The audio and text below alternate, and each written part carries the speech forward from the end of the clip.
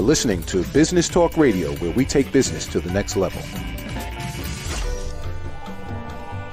Rapping with Dr. Jacalyn connects you with experts from all over the world to help you take charge of your career, your business, and your life. Rap along with us. Visit drjacalyn.com to learn how to become a guest or a sponsor. And now, the doctor is in.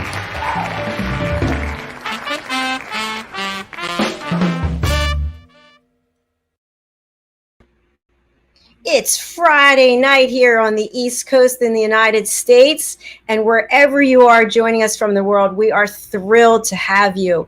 This is Rapping with Dr. Jacalyn, the variety show. I'm Dr. Jacalyn Kerbeck, and my co-host is the lovely, the refined, the dignified Lori Mendelsohn. Where did you come up with that, Dr. Jacalyn? I don't know, it just popped into my head. I thought of you, and there you are. So how are you doing today? I love that lead-in. Wow. I think it should go the other. Whoops. That one. I can't tell which way to go. That way. We always have fun on the show, don't we? Yeah, we do. Yeah. We do. So it's so great to be here, and as always, spend Friday evening with you and start the weekend this way. It's wonderful. I'm doing great. You look fabulous. You look fabulous. Marvelous. You look marvelous, darling. Marvelous. How's Zink doing? He's right here. He's right next to me. You know, he's my co-pilot. Hold on, let me see if I can get him. There we are. Hello, hi, Zink. Oh, he turned away right. Oh. Hi, Zink. You know, yeah. we have a show with the pet psychic Amina, and she really instills the importance of talking to your pets on a regular basis. So I don't know what message Zink is giving. Is he saying that he's right by you, so he wants to be near you? Does he like being on the show, or is he kind of shy? Well, Jacalyn, I wanted to tell you that he actually has an agent now. And I can no longer show him without my agent's approval. Brilliant! I love that. No, he knows that I like petting him, and he's here for support. So it's a beautiful thing. And I think that he probably wonders why I'm talking to myself, because no one else is in the house, of course. He probably does. He's like, I hear that crazy. Oh, he can't even hear me. That's right. He can't hear me, right? No wonder. Okay.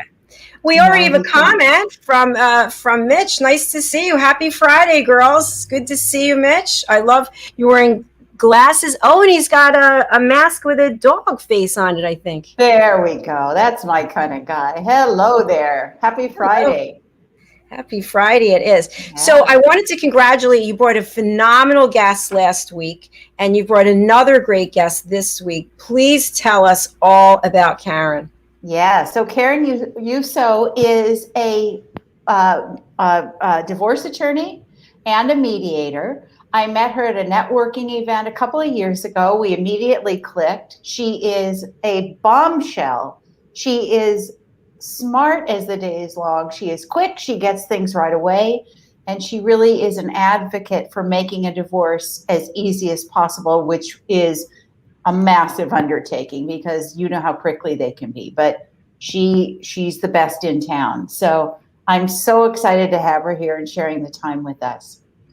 I am too. And the fact that you actually met her, you knew her before the pandemic, because I feel like everyone I'm meeting is virtually, but I, consider it like you to be really good friends. It will be nice to get back to being in person with people, especially you and a lot of other lovely people I've met during this.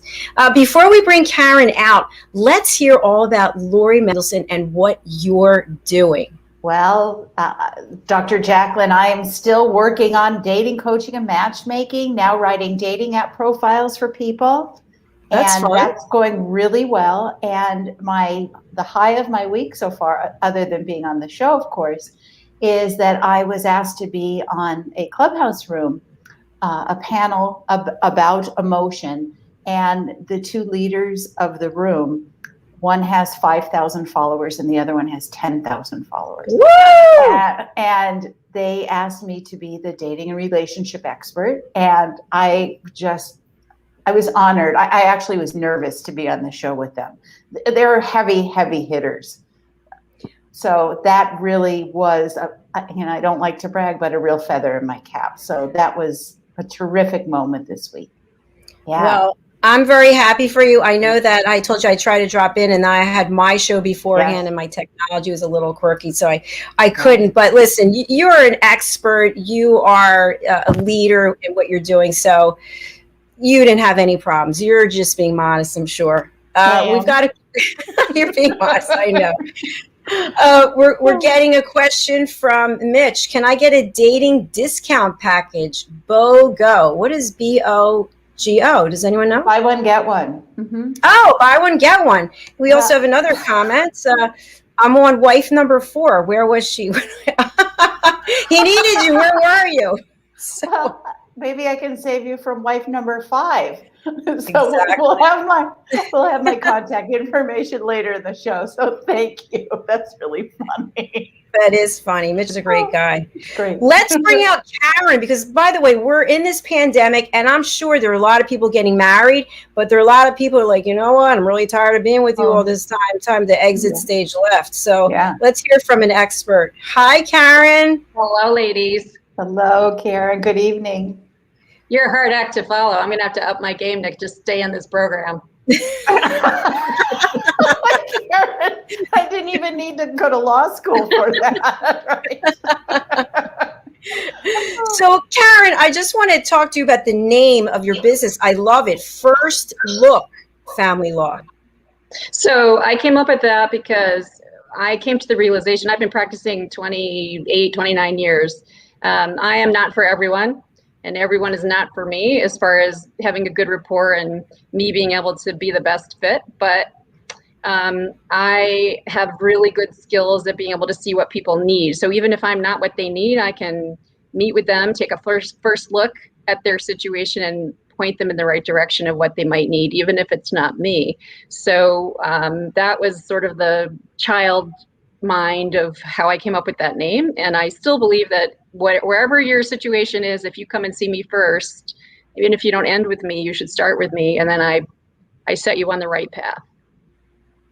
Love it. Love it. I love a confident, professional, successful woman, and someone who, you know, in a time of crisis, a divorce, I'm divorced. A divorce it's a hard time. It's a lot of emotions and, you know, who's going to get what. So you need to work with someone who's really competent, knows what they're doing.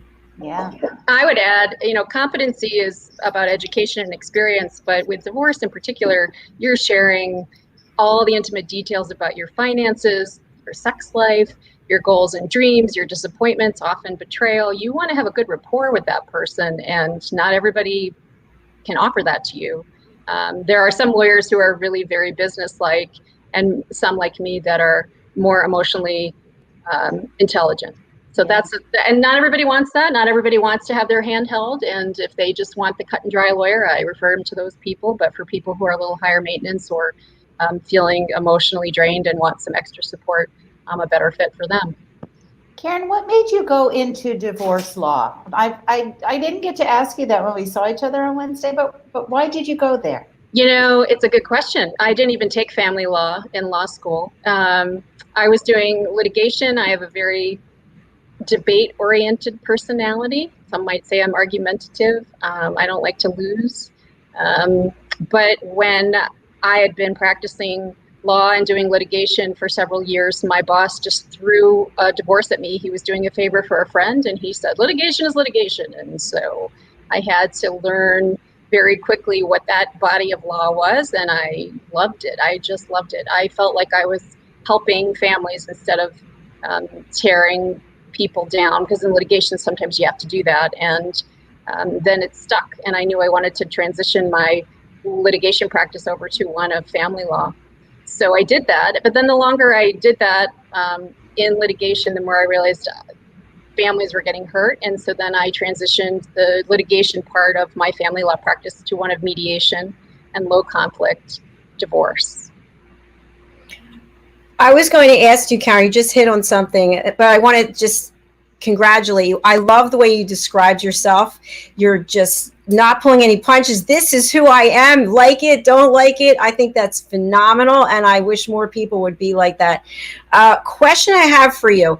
when you're dealing with, even if it's a low conflict, there's still a lot of emotions. How do you keep from taking it all in and then having it affect you, your health, your mental space? How do you do that? Oh, what makes you think I do that? Oh, here comes the debate. Well, you know what? Have you heard of, vicarious trauma? People in helping professions, doctors and family lawyers, anybody in a helping profession can't help but take some of that in. I mean, I think it makes us better at our jobs because we're very compassionate. We care about our clients. I don't get 8 hours of sleep at night. I worry when I hear what's happening in my clients' homes to their kids or what their soon-to-be ex-spouses are saying or doing. I think that's what pushed me in the direction of doing low conflict, trying to steer my clients to make better long-term decisions. Even though their short-term emotions maybe weren't so healthy, I could point out to them that the long-term ramifications of those short-term emotions weren't going to be very good. So, I'm a well-paid social worker, but I do feel like I'm helping people. And so if I lose some sleep, that's okay. What do you do when you have two people who they can't stand each other? They loved each other at some point, presumably, but now they can't stand each other, and you have to mitigate, and you have to come to help them find the middle somehow. So if I'm doing mediation, because sometimes that happens, not every case is suitable for mediation. If these people hate each other, maybe they're not approaching me to help them in mediation. Maybe that's a litigation case and I'm somebody's advocate, attorney. Those end up in trial. I did a trial 2 weeks ago. A couple had only been married 4 years. They were separated for 1 out of those 4 years. So it's a 3-year marriage. So they don't have a whole lot. They have more debts than anything else. They literally went to trial over the dogs. And Lori, you can relate to that, right? Wouldn't you go to trial over your dog? But they spent an awful lot of money fighting over the dogs. And most people will say, that wasn't really about the dogs, right? That was something else. Control. So, it's staying connected, even if it's a negative interaction. I had a very good result for my client. I mean, she paid for it, but she got what she wanted, and she was very happy, and he wasn't. But in some respects, that's part of your job. We tried to settle, he wouldn't settle, and you have to go to trial. You don't have control over people and their dumb decisions. But in the cases where I'm the mediator, I have a good opportunity to remind people why they got married and that their children are at stake, and that it's a lot less expensive to undertake a low conflict process. And you know what? The wallet talks. So if they know it's going to cost them a lot to fight, it can be very influential to say, take a break, come back, because you're just paying me, $300 an hour to sit here and bicker, and that kind of settles them down. I guess so. Money well spent, I say. Money talks. They get the first bill. They get the first bill, and then the next session's usually better. Yeah. I'm interested in your insights, and also Lori. So there's obviously a well-known couple who have filed for divorce. Someone filed for divorce, and then we learned that there's a third person, apparently, that one person was going to see, and there was some agreement, some arrangement. So if someone came to you and said, listen, I want to have you draw up an agreement, a prenup, so to speak, and I'm assuming that there could be all types of arrangements that somebody wants to have in this document. Is that something that you help people with?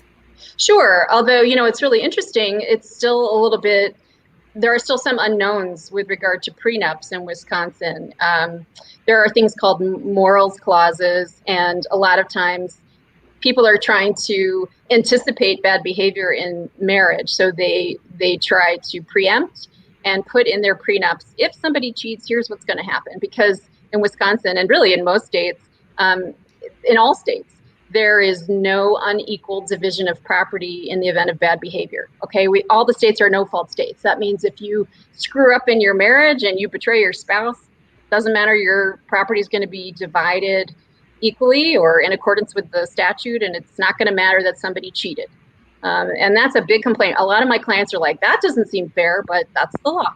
So the prenups, a lot of the times, it's the big hot issue now, is they try to put these moral clauses in. So in anticipation of bad behavior, maybe the property gets divided in a different way. It hasn't really been test-driven here as far as any appellate decisions. So I can't know. If a client comes to me and says, yeah, I want my prenup to say this and this, and in case of bad behavior, it's divided differently, I can tell them it may or may not be enforced. It's the best guess whether it'll be enforced. We have some requirements surrounding prenups. You have to have lawyers, you have to have financial disclosure. But for the most part, there's a lot of creative things people are doing now because their divorce rate is still pretty high and bad behavior is still pretty high. Fascinating. I'm wondering, I keep saying we're going to break in my mind, but I still have more questions. I'm wondering if someone comes to you and they say, listen, I've been asked to sign a prenuptial agreement and I really don't want to do it. Would you encourage them if they want to be with this person and that's what the person says it's this or not? Or are there times when, no, it doesn't make sense to sign and you should stand for what you believe? Well, I think everybody should have a prenup. There's nothing, it's just unromantic. I think people get offended at the idea that there's a business decision that's being proffered to them when they think of love as sort of unconditional and very romantic. And then the business contract kind of gets in the way of that elusive, idea. The fact is, marriage was originally a business construct. And we've gotten away from that. Every marriage was arranged and it was the bringing of two families together, often for financial reasons. So we, in the last 50 to 75 years, have moved to a more romantic based, no, you marry for love and money has nothing to do with it. And money can have a lot to do with it. So the prenup is more often than not brought into play when there really is an imbalance of finances, or when it's a second or third marriage and there are children not from that marriage that need to be protected. So it's not to take advantage of anybody, it's to make sure somebody's not taken advantage of. And I think once that's explained, people know that it's not a matter of being unromantic, it's just a matter of timing. The law in Wisconsin is you can't force somebody to sign a prenup on the eve of your wedding. It won't be enforced. But if 6 months before your $6 million spouse says, hey, listen, I have $6 million and the rate of divorce is still pretty high, so we need to talk about that, and a prenup is a way to make me feel more comfortable. There's all sorts of ways to put in your prenup that the longer you're married, the less it's relevant. Or if it's a second divorce and there are children and you want to leave a legacy for your children, again, your new spouse should be open to that and not be defensive. That makes sense.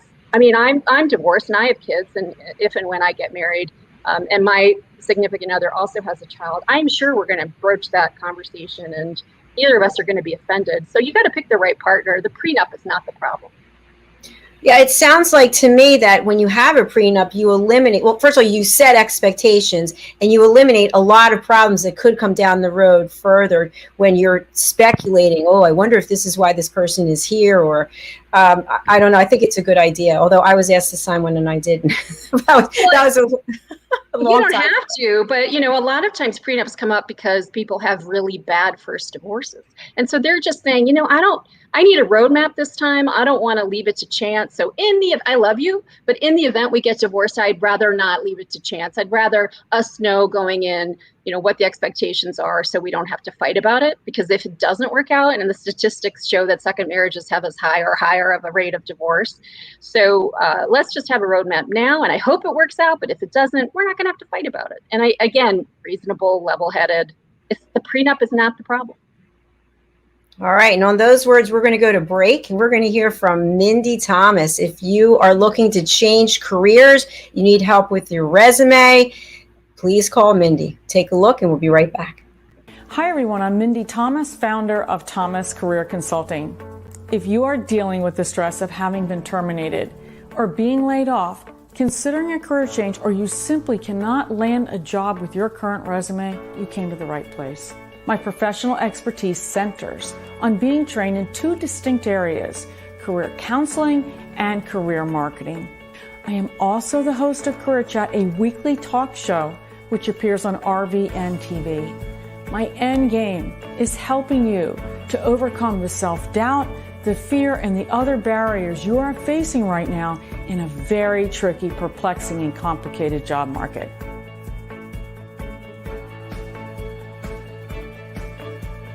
6.5 seconds. That's how much time it takes a recruiter to scan your resume. On top of that, electronic applicant tracking systems may reject you even if you have the skills, education, and experience. I teach you how to win when you absolutely have to. My resume writing practice is built on a personalized, collaborative, and strategic approach that showcases your accomplishments in a way to get you noticed. At the center of my strategy is identifying your strengths and targeted keywords to make you stand out from the competition. As a professional resume writer, I know what it takes to impress even the most discriminating hiring manager.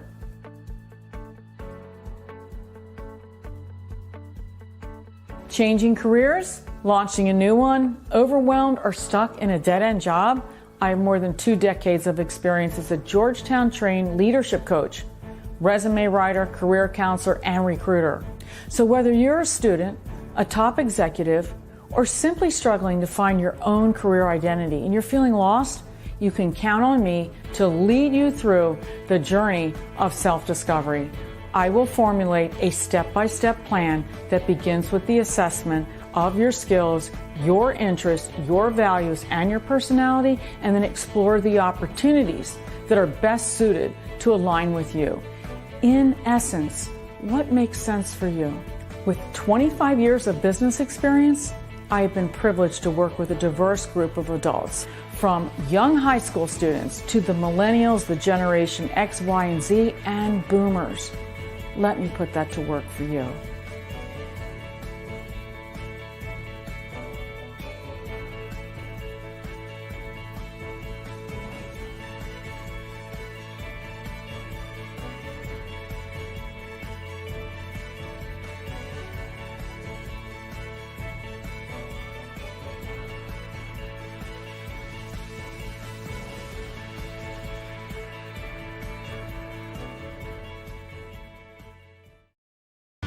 It's what we do together that counts. The Big Alliance story. A true story about faith over adversity, perseverance, and entrepreneurship. Read Earl's story and how he became an entrepreneur. Available on Amazon, Kindle, and Audible.com. For more information, contact Earl Hurd at earlhurd@bigalliance.com or call 1-800-460-4242. Every day, it was the same old story. I worked hard to make sure no one noticed what I was dealing with, but my stomach never cared where I was. And the pain just kept coming. After too many close calls and even weight loss, I had to do something. The Crohn's and Colitis Foundation helped me realize what was going on and even helped me find a specialist. Don't hide your symptoms. Get help at spillyourguts.org. Ladies and gentlemen, here it is, the most listened to radio show on the planet. Even the other stations are tuned in too. You're listening to Business Talk Radio, where we take business to the next level.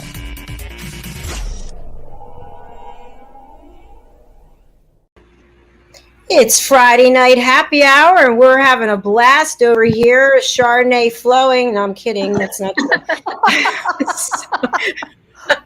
We're here with my co-host, Lori Mendelsohn, and our guest, Karyn. Where are you, Karyn? You got it right there. That's it. There she is. We've been having a great conversation about divorce, about prenuptial agreements. What happens after the divorce? What life after divorce? Can you help people get ready for their new life? You know, most people don't think there is a good life after divorce. And so I practiced law for 20 something years while I was still married. And then I got divorced, and that changed me as a person. It changed me as a lawyer. And now when my clients talk to me and they tell me their stories, and they're sure that their stories are the worst stories in the world, and I share a little bit about my life and my divorce, and then they feel better. They need help visualizing what their life's going to be after divorce, because when you're in the thick of it, all I hear is, I'm never getting married again. I'm never going to have money. I'm never going to have an intimate partner. And now I can, tell them a little bit about my experience and say, no, that first year is going to be rough. It will. You're going to have a new normal. You might have a new apartment. Your kids are going to need to adjust. Women who stayed at home might need to go back to work. But after a year, they settle in, and I check up on my clients. I reach out to them generally at 6 months and then again at a year and say, how you doing?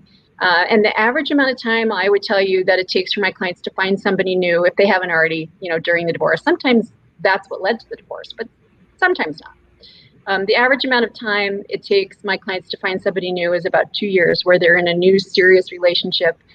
3 years, they're married. Most people don't believe me, but I'm telling you, there's so many people on this planet. The ones who are being left, let's say the leavees, are sure they're never going to find anyone again, and they always do.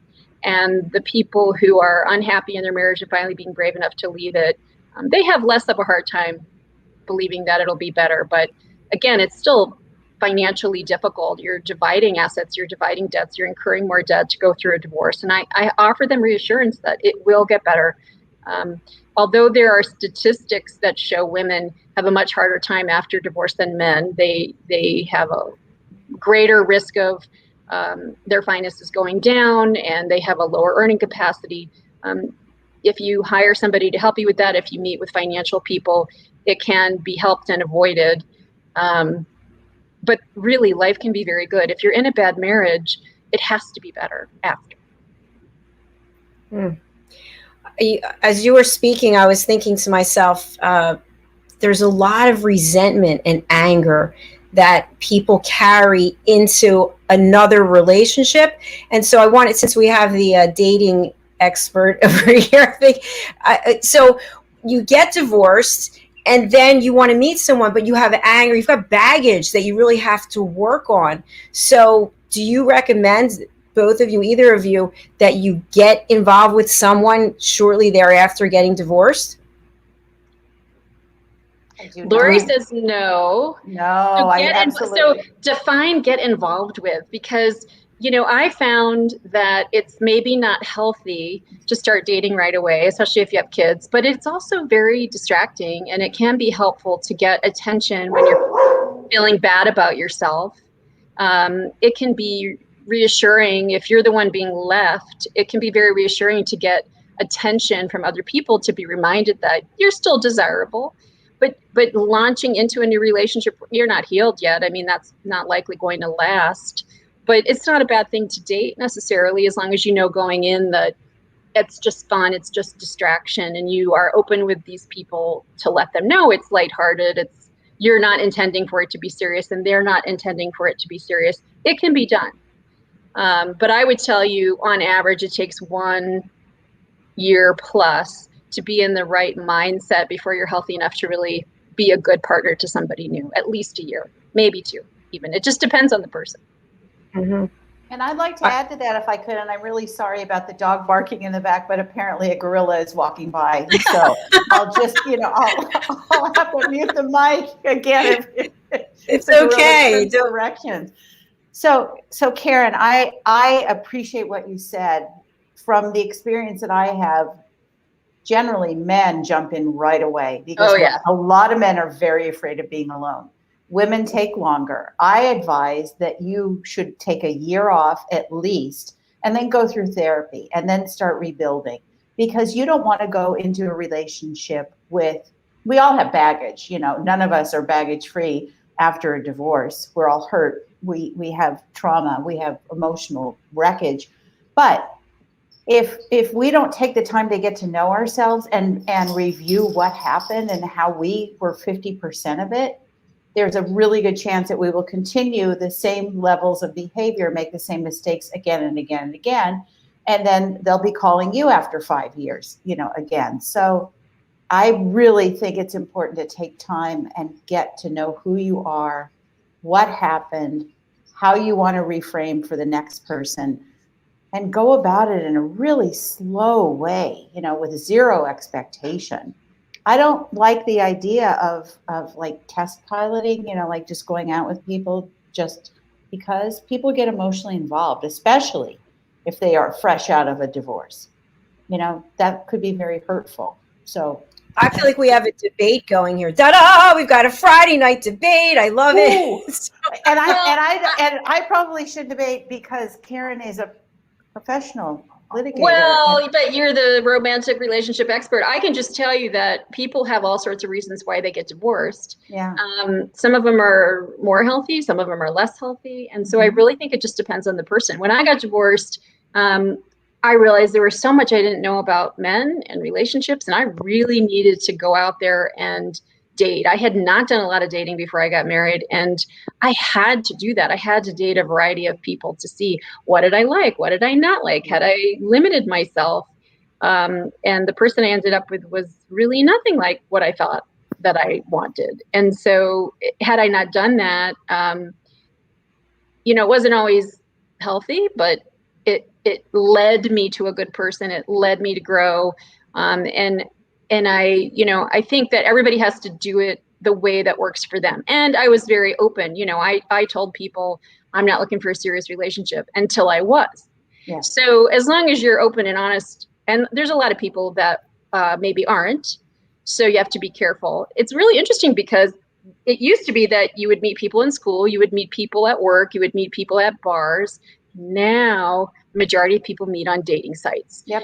And dating sites aren't always honest, and you don't always get what you think. And so it's a whole other thing, and it's that instant gratification kind of thing. So I am not necessarily saying you have to wait a year to date. I'm just saying you have to go in eyes wide open and be honest. But I don't think I think it's very individual. If I could just jump into the debate just for a little, Please.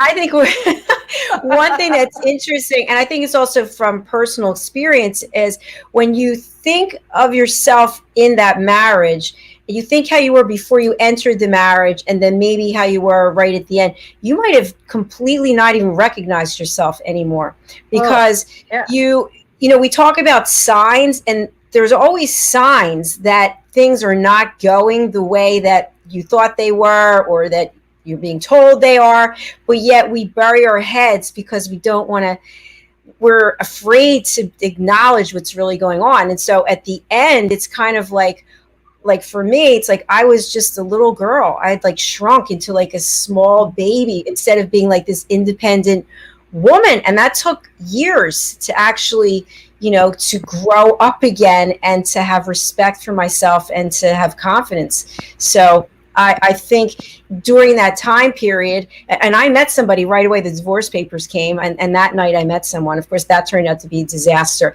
So I'm kind of the opinion that it is individualized, but I think that we have to look at who we were when we went into the relationship, how we might have changed, what signs we missed, what things we weren't doing that were not constructive. It's always two people, right? So that takes a little time, I think. Yeah. But maybe you're just interested in that website where you swipe. I don't even know what the swiping thing. You just they're all swipe. On all of them. Where you just want to meet somebody for a quick dinner. Tinder. I'm so glad you said dinner. It's a dinner, yes. Although we can say whatever we want on this in the airwaves, apparently, but I'm going with dinner. Yeah. So, Karyn, what's the best way for people who are parents to support their kids through this? There's so many different emotions that go with going through a divorce. And again, it depends on if you're the mom, if you're the dad, if you're the one who wants a divorce, if you're feeling devastated and betrayed that you're being left. Ideally, to keep your kids out of it. Ideally, that they need to be front and center and be protected, and you should not be bad-mouthing your soon-to-be ex-spouse. Ideally, even if you're sad and depressed, you try not to show that to your children because they're looking to you. It's like, if they fall down and skin their knee, kids almost always don't cry until they see you looking upset, right? But if you're like, oh, you fell down, whoop-de-doo, then they're okay. It's the same thing with the divorce. If you look devastated, they're going to be devastated. So if you kind of keep it together, then they'll keep it together. That's a big problem in divorce, is that parents are unraveling and then the kids unravel. And I was guilty of that. And my kids tell me now, Mom, you fell apart. I'm like, sorry.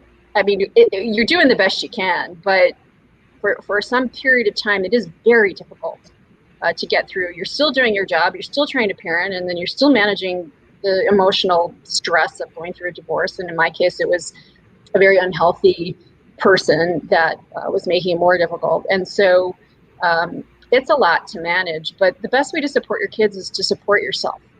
Get the self-care that you need, keep them out of it, be very neutral in your language. No matter how crazy your spouse is, you can't tell your kids that they're crazy. You have to support them and remember that they're literally half that person and they want to love that person, and you have to let them.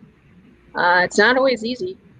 And if that person is really not being a good parent, then you have to give them the skills to cope with that. Maybe that's therapy for them. Maybe it's helping them with other activities, giving them extra attention and really prioritizing them, which sort of circles back around to the question of should you start dating and when. Maybe you don't because your kids need extra attention and you have to get them to the point of stability and they can't share you with anybody new for quite some time. And that's a judgment call. Yeah, I think that's a whole other topic. Then you start dating someone, and now do you bring that person around? Do you introduce them to the kids? Do you wait a certain amount of time? There's so many different aspects to look at. Yeah, and every kid's different. My kids were teenagers when I got divorced, so they were able to handle that a lot sooner than other people who have younger kids and are more protective, and it's harder to understand. And kids always want their parents to get back together. So a certain amount of time has to pass and there has to be a certain acceptance. But honestly, the best thing you can do for your kid is to be healthy and to be positive and to prioritize them. It's not always easy. Divorce is very hard, even the most amicable of divorces, because and some kids can be very manipulative, right? You ask mom for something, mom says no, and then they don't hear the no, they go to dad, and then they ask dad for the same thing, and dad says yes, and suddenly there's strife. Or mom is more willing to believe what child says than what dad says. Right? Credibility is lost because you're getting a divorce, so the child has more credibility than the spouse. So you have to remember things change. You have to be somewhat neutral and objective, and it's hard. It's hard as a parent to be neutral and objective. Mm-hmm. But communication. Karyn, do you find a certain demographic getting more divorces than others? And I ask because I know that a lot of 20-somethings and even 30-somethings are putting off marriage because a lot of them have decided not to have kids. They want to have pets instead. Or they just want to live with someone. If they're not going to procreate, they don't need to. Are you seeing a trend in fewer divorces with younger people, or what is the demographic of the majority? And I know this may be a tough one, but what is the average lifespan of a marriage, or that completely, fluctuates? Well, it's an it depends question. Sorry, that's a lawyer answer, but yeah. I can only answer it based on my experience as a lawyer, which means the couples that can afford to have an attorney. The vast majority of people who get divorced do not hire an attorney. Either they can't afford one or they just think lawyers will muck it up. And so 60 to 80% of divorces are unrepresented parties. I would tell you that the average marital rate for those cases is anywhere from 7 to 15 years. That's about the average life expectancy of a marriage. In my experience, I would say at least half my cases involved couples who are 50 or older and have been married 15 plus years. I divorced two couples last year that had been married more than 50 years. And you're like, wow. Why bother if you're, but longevity is playing a role. People are living longer. And after 50 years, if they're not happy and they're only in their 70s, they figure they've got another 15 or 20 years and they don't want to be with that person. So they go through the divorce. And they're often very financially stable. So they're not afraid of getting divorced. Like in the old days, there wouldn't be enough money, but now there is. So it's still all over the board. I would tell you the average in my practice is 12 to 19 years is probably the average, but the age of the parties is getting older. As far as younger people not getting married, well, they're still having kids. They may not be getting married, but the paternity rate is going up. People are getting married outside of wedlock, and it's problematic because they have property together and there's not really a good framework for dealing with that. There is a paternity statute that addresses how to deal with kids, but not so much with property. So it's harder. I get so many inquiries. I share these dogs with my ex while they're never married. I can't help them. Can't help you. Dogs are property in Wisconsin and in most states. Some states have custodial application of pets, but not Wisconsin. So if you have dogs in Wisconsin and you're not married, you're out of luck. A lot of information there that I didn't know. That was really fascinating. Yeah. I'm wondering, what about common law? Or is there still a common law marriage where you live with someone for so many years and then you're perceived as having the same rights as if you were married? There are some states, not very many. I don't know them off the top of my head. I want to tell you, Texas might, Louisiana. There's some of the southern states still have that, but not very many. It's also still more complicated. And the framework, and it just means you have to live with that person and act in a marriage-like way in order to get the benefit of the divorce statute. But then you still are subject to the divorce statute, so might as well get married. Now with same-sex marriage being legal, more people are getting divorced, right? Mm-hmm. So I still prefer people to be married because there's more protections. I'm very pro-marriage, even though I'm a divorce attorney. The first question I always ask any couple or any person who comes to me is, have you gone to counseling? I mean, I'm not going to, people come to me and I don't need the business. I mean, people try to fix your marriages. And I do find with younger people, it's a little bit of a throwaway mentality now. So, if it doesn't work, I can always get divorced, right? They throw their big fancy wedding and hey, they're not really sure if they're compatible, but so what? They can always get divorced. And that's not exactly how it was when I was getting married. And my parents have been married for 57 years and they're not altogether compatible, but they wouldn't really consider getting divorced because in their generation that wasn't done. And I feel like with every passing generation, it becomes less and less stigmatized and more feasible to be divorced. And maybe that's why people aren't getting married, because it's not even important anymore. Yeah. I think it's important. I just had this conversation with my mom last night. My mom and dad were married 61 years. My dad passed away, I guess, 8 years ago. And she said, now it just seems like people get divorced for any reason. It doesn't really matter. Nobody wants to try. Nobody's sticking it out. And she said in our generation, that wasn't an option. So things have really changed. Yeah. And there's reasons. I mean, the divorce law is there for a reason. The no-fault law is there for a reason. They're good reasons. But there's also reasons why you should at least try to stay together, and why people deserve second chances, and why I ask that question, have you been to counseling? And generally, if somebody says, no, I haven't, unless those really good reasons exist, I won't always represent people who are just lazy or bored or, selfish. Sorry to say that, but it does feel that way sometimes, that it's just like, oh, well, he didn't make all the money I expected. And so there's definitely couples like that. Karyn, do you ever deal with domestic violence that the woman or the man for that matter, they just they throw their hands up and say, look, I don't want to be beat up?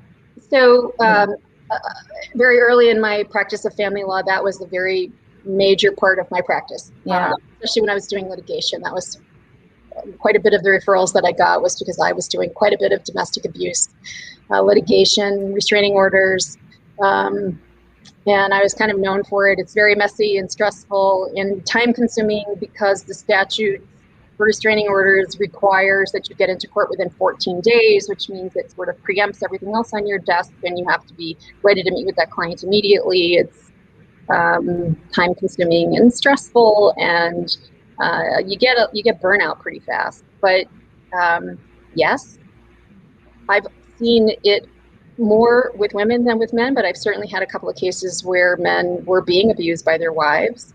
I have seen men being falsely accused by women. It's not a hard thing to manipulate. There's a lot of cynicism around accusations because the family law statute gives some custodial preference to women when they are victims of abuse. In other words, if you can show there was the existence of a very high drama abuse or a pattern of abuse, you are presumed to be sole custodian, that other person who's abusing you should not have custody of your children. So some women make those allegations, even if they're not true, as a strategy to get custody of their kids. It's not the norm, but I've seen it. And unfortunately, there is a very high rate of abuse. I would tell you that, and it's only physical abuse in Wisconsin that is considered domestic abuse. It's defined as physical abuse, the threat of physical abuse, destruction to property, stalking, the kind of stuff that is considered dangerous. Emotional abuse is not part of the equation here. It is in some other states, but not here. And sometimes emotional abuse can be very significant and damaging to children, to women. And I have always believed that this Congress should take, that Wisconsin legislature should take another look at that definition. Great question and really good answer. I'm wondering, you mentioned when we first started about a couple and they were fighting over their dogs. And when this kind of case comes to court, does the judge get annoyed about something like that? I mean, obviously dogs are important. We love our pets, but how does the judge feel? I know everyone's different, but in general. Again, dogs are considered property, like your tables and lamps. So the judge is very clear at the beginning of the case that dogs are considered property. In that particular case, I called the veterinarian as an expert witness, and the judge was annoyed with me because I wanted to show that one person would be a better caretaker of the dogs. The dogs had physical issues, and one of the parties was a stay-at-home, worked from home, and the other party had a job outside of the home. So the dogs would be left alone for 8 to 10 hours a day. The dogs could not be crated because they had never been crate trained. One of the dogs had urinary tract infections and needed to be walked regularly. And so I called the vet as an expert, and the judge was rather annoyed and didn't want to let me do that. Ultimately let me do that, ultimately award the dogs to my client, but dogs are not kids. And so when they're viewed as property, you wouldn't call an expert to talk about a table. So I love it. But you make your case as best you can. And I think that eventually there's going to be some change around that, right? Because people love their animals. So if you can't argue that taking care of whoever could take better care of the dog should have the dogs, right? It doesn't make any sense. And the judge even remarked, there was no testimony about the value of the dogs. I mean, really, they're mutts. They didn't have any value. They had sentimental value. And that was you can't put a dollar amount on that. So we did. But so I have a question though, but if a dog's considered property, like a table has a dollar value, right? So how is that looked at? How much you paid for the dog, or the dog's appreciated since you had the dog? Some dogs are valuable, right? If you're adopting a purebred from a breeder, then you pay $5,000 for the dog. You could say this dog is worth $5,000, but honestly, that's not what this is about. People fight over the dogs because they love their dogs. These dogs were adopted from the Humane Society. They spent $75 adopting, and then whatever their vet bills were. That's not the value of the dog. The value is their emotional attachment. So we didn't bring in any evidence about the dollar value because, there is none. It's the emotional value. So I think that's why I say the statute is fairly inadequate, and to talk about pets as property is maybe becoming a little passé. People don't think of their pets as property other than, when they're being proprietary, that's my dog. But it's much more about the emotional attachment. And That's why they're going to trial over it. How did the case end up? My client got the dogs. Wow. Good job. Good job. So I'm wondering if there's ever a case where they would split the dogs. Well, I think in this case, the husband was willing to do that, but the dogs were bonded. The dogs were bonded with each other as well as with the 2 cats in the house. So the argument was they really needed to be kept together. And that's not unusual. Lori, could you imagine separating dogs? Karyn, it's funny that you bring that up because when I went through my divorce, we had 3 standard poodles and he wanted to take his dog. And I just said, over my dead body. You can have anything other than, I'm not breaking them up. They are a pack. This is their home. Again, they're viewed as children. Would you break up your children? Well, I feel actually more girl towards dogs than kids. Doesn't really happen. And I feel like there's a whole book on pets and custody because every state handles it just a little bit differently. And I think there's going to be a push to move to a more uniform approach because it's a pretty big issue. I can't tell you how many emails I get about we're fighting over the pets, and there has to be a better solution than what we have. Yeah, absolutely. I think I have a quick funny story. I got divorced and I decided to buy a dog. So I got a purebred Coton de Toulier. Her name is Ritzy, so pretty and cute. And she was great if you have allergies. And so I took Ritzy to a business meeting. Lori, I don't know if I've shared this with you before, but I took her to a business meeting. I was meeting with a board of directors for this $5 million deal. And I could not imagine leaving the dog at home because I just got her maybe 2 weeks. So I had this really ostentatious dog carrier. I'm not even going to mention the brand, but you could see it coming a mile away. And I got there early and I put the dog underneath the carrier underneath the table.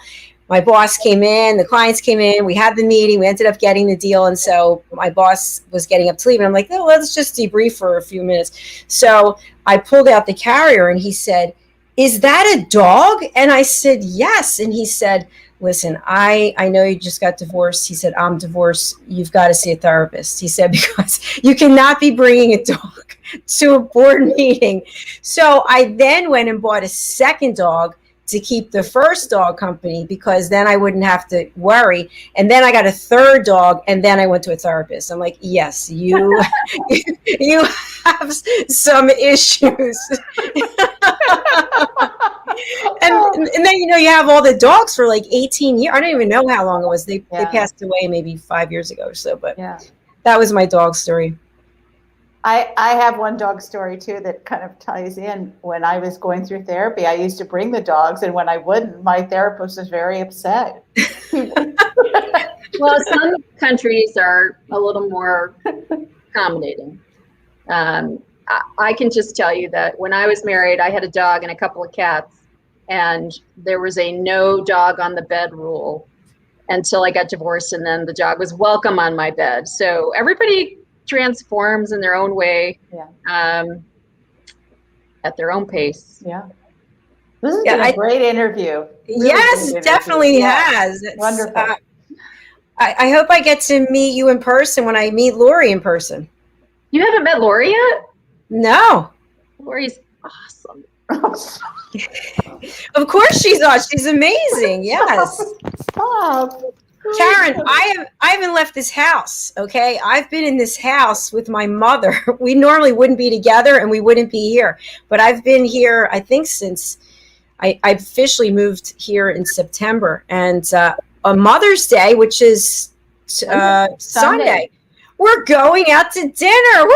I made reservations. Yes. She looked at. You're from New Jersey or you're in New Jersey? I'm from New Jersey, but I was living in another part of New Jersey. So where are you now? I'm in Avalon, which is a beach town. Yeah. So we made it through, my mom and I made it through the winter and the whole thing in a town that's pretty much isolated. Really, nothing was open. No one was here, but I just spent all my time doing this. But we're going out. I went downstairs and I told her, and she's like, we're going out. I'm like, yes, we're going out. Dr. Jacalyn, it's almost like Karyn, please jump in. It feels like normal in Wisconsin to me. I mean, I've never been a bar person, but it feels very normal, except the tables and chairs are further away from each other, but restaurants, everything is open. Things are open. People are still wearing masks usually. It depends on the county. Some counties were anti-mask the whole time, which, maybe not so smart, but people here are fiercely independent. And so I know the further west you get, the more that happens until you hit California, and then suddenly not. Yes. Full body mask. So I am looking forward to not having to worry about this anymore, because it's been a really long year plus. I had COVID back in October. It wasn't fun. I haven't seen my parents since Thanksgiving of 2019, but my twins are graduating next weekend and they are coming, so I'll get to see them. Oh, that's great. Congratulations. Yeah. Lots of changes. I know from part of the reason why I haven't been out is because where we live, it's beautiful where we live, but it's a beach town. So to go to where I used to live, where all my friends and business associates, that's like an hour and a half. So it's my life has changed dramatically. So I don't envision myself going back there. So we'll see. Just keep working. Add a few more shows, Dr. Jacalyn. Exactly. Don't have any more time. Oh, by the way, I just want to announce that up until this week, I've always been sitting. And this week I decided to stand. I've been standing for, I think, 15 shows, 15 hours. I noticed. Yeah. Wow. And part of the reason is my ankles were getting swollen, I think, from sitting down. And now my ankles aren't swollen anymore. So there must be something to be said about that. And your behind is getting smaller automatically, right? I'm just shrinking, kidding. So that's a green screen behind you? Because yes. Thank you. It's a green screen. But what I mentioned was like the sun, it's foggy now, but if the sun was coming out, settling down, this would turn white and the screen would be white. So that's kind of a downside to it. But yeah, for my branding, I always have the green screen up when I'm doing my shows. It looks great. Usually here when we do Zoom and have green screens, everybody moves and then everything kind of moves with them. Yours is It's like going back to the future, right?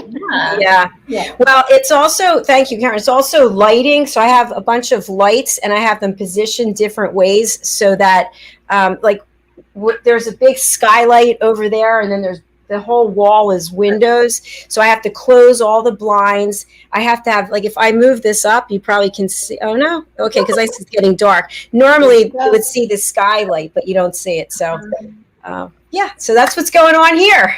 Yay! Yes. Behave yourselves when you go out, okay, Dr. Jacalyn?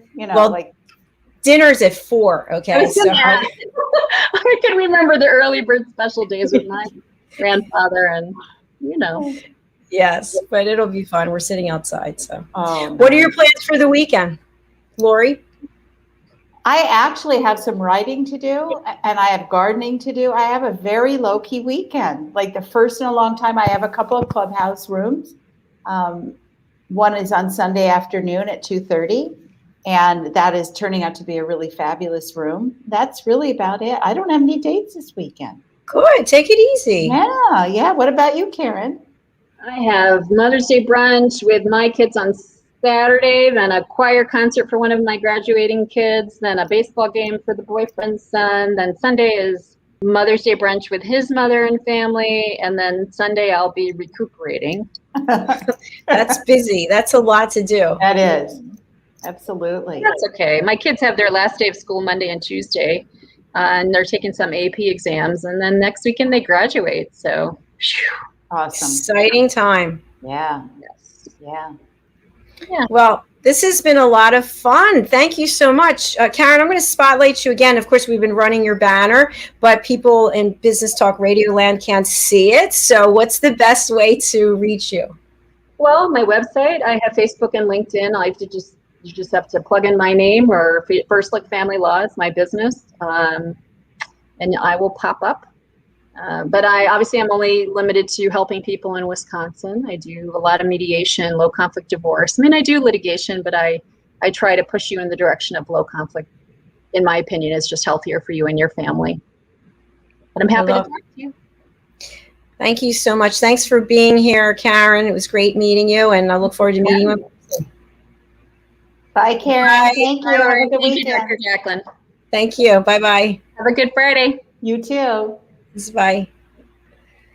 She was delightful. She sure is. She's a smarty pants. Oh, yes, she is. She's obviously very intelligent. Yes, she and is. A very effective communicator. Excellent. Yep. Another good show, my friend. Well, you surround yourself with A+ people, so thank you. Yeah, you're a part of them. Well, thank you. Thank you. Just want to know one. and I'm still standing. Do you believe it? 15 hours is still going. I'm so excited. Oh my God. When are you sleeping with your eyes closed and standing up? Like, have you turned into a horse now? I mean, it's a possibility, but no, I actually sleep really well. And in fact, when I think about when I was working in corporate up until last year, you have certain things you have to do at certain times, and you've got certain meetings. And now I just do, I have a lot of things I have to do, and I have a system for them. But if I don't get to it, if I don't get to the thumbnails on YouTube, oh well, I'll get to it at some point. So. Yeah, but I think what happens actually is that sounds like a good story. I think you actually collapse is what I think happens. That's why you're sleeping. If one Friday I don't get a link for the show, I'm going to call 911. You better give me your address. Because you have my address. Remember, you sent me a card. Right. Yes. I don't want to. No, I'm not giving it out to anyone. That's right. I want to say something about the link, because I think that's really important for everybody who's watching, whether it's now or you're listening or it's later. There are 2 links. So when you book your session, that you have a registration link. And when you come on the show, it's a link to the broadcast. So it's been very confusing, and it's a technology issue, really, because it's the service that I use, and because people have booked out months in advance. Yeah. Like the business show, we're booked till November. I can't get off that platform. At some point, I'm going to have to. But So what I've decided to do, and the reason I'm bringing this up, is instead of sending people the link a week in advance, I'm going to send it right before the show. This way you don't have to look around for it. You don't have to check through your emails. So I think I'm trying this process. We'll see if it works. Yeah, I think it's a great idea. Or what I could do. Oh, sit down now. Lori, what I could do is at the end of each show, I could tattoo the link for the next show onto my head.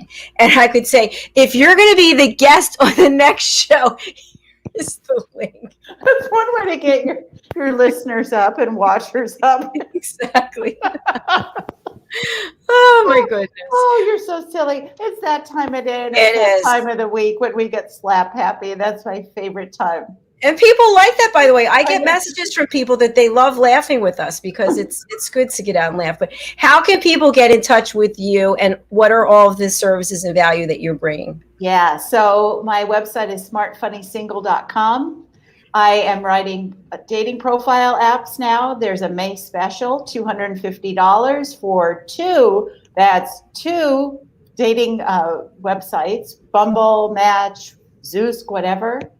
And I am also doing one-on-one matchmaking and dating coaching to get you ready after divorce, after you've had time with therapy, to get you out into the world again and find your love. So love to help everyone out there who's listening and watching.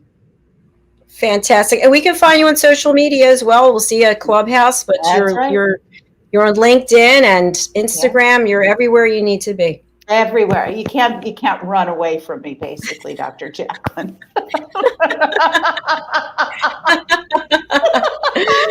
Oh my goodness. Well, my friend, so good seeing you, and thank you again for bringing Karyn. And I wish you a beautiful weekend. We'll probably correspond over the weekend, but we will. All right. Okay. I'll see you later. Bye. Thank you. Bye. Bye. Wow, what a week it's been. And I'm still going strong and pumped up from all the amazing interviews that we had and my co-hosts and the presentations on A Better You, that I just want to thank everyone, because it has truly been a brilliant week. We have had guests from all over the world, and my co-hosts are always showing up big. They are the best at what they're doing. And I also just want to remind you, if you are interested in being part of our community, go to drjacalyn.com. We offer interviews, we have a presentation platform, and I also offer one-on-one coaching. I don't do as much coaching, honestly, as I used to do. I only have a handful of folks because I'm doing this all the time. I know it probably looks like I just show up, put on a dress and some earrings and lipstick, and then we're good to go. But actually, there are hours and hours of work. Every broadcast that I create takes an hour between creating it, coming up with the social media posts, contacting the guests. So we have 15 shows, so that's 15 hours. So that's what I'm doing over the weekend. I want to announce that my book is finally being made available for sale. I'm going to look for my banner. The name of my book is Behind the Green Screen: How to Succeed in the Live Broadcasting Business. This is a how-to book.